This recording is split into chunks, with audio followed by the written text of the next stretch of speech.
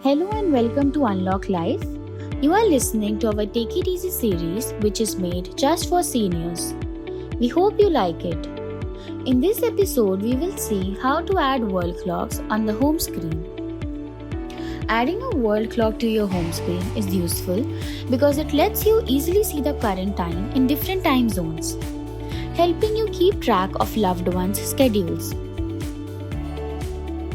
Tap and hold your home screen until your icons start moving. Now tap on the plus icon in the top left corner, scroll down and tap on the clock. Now swipe till you find the world clock and then finally tap on add widget. Now you can add the world clock and have a look at different time zones at a glance.